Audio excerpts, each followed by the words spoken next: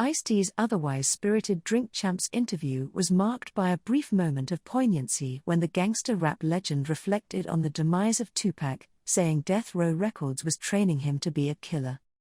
During his lengthy interview with NORE and DJ EFN, Ice-T was asked if he felt there was a difference between Pac's early career as a backup dancer and occasional MC for Digital Underground and his commercial peak when he was signed to Suge Knight's infamous record label. "Absolutely," he answered. "When I first met Pac and Money B and all them, it was Digital Underground, so you got Shock G who's 100% different. I didn't even recognize Pac as militant or nothing like that, just as a dancer, friend, cool. And when he came out, I was like, yo, that's the same dude. But I couldn't disrespect him because his lyrics were deep, and I got to work on, strictly for my NIGGAZ, me, him and Cube on Last Words." He added, "So what people don't understand is, I love Pac. But he's an artist to me, he was just another artist. People are like, Pac is a god. But Pac is an artist. We were friends." Ice-T then recalled the time that Shock G, the Digital Underground frontman who was Pac's early mentor and who sadly passed away himself in 2021, visited his house and pleaded with him to have a sit-down with the All Eyes on Me rapper during his ultimately fateful stint on death row. "I had a story where Shock G came to my house," he said. "I lived in the Hollywood Hills, Shock came to my door. I said, 'Why the fuck you knocking on my door?'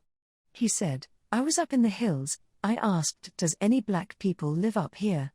They said, Ice lives right over there. So Shock knocked on my door. We sat down and he was like, Ice, talk to Pac, man. They feeding Pac gunpowder. Pac is not listening to me." Ice-T then briefly paused his story as he began to choke up off camera. However, he was able to quickly regain his composure and continued reflecting on Tupac's tragic and untimely ending. "See, the thing is, when you're working with a rapper, you have to get a rapper in a state of mind," he said. "Death Row was training Pac to be a killer, which you heard in the music. But I did a thing for Mike Tyson which is like, you train a man to be a pit bull, then you get mad when he eats the furniture. You see what I mean? So that energy bled into the streets, to his demise."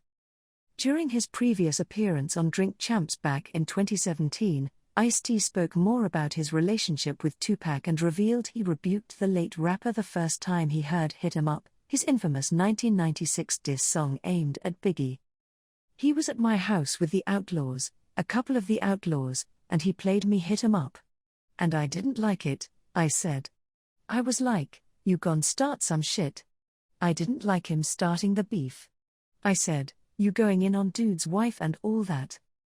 Then at that time, he thought Big had shot him.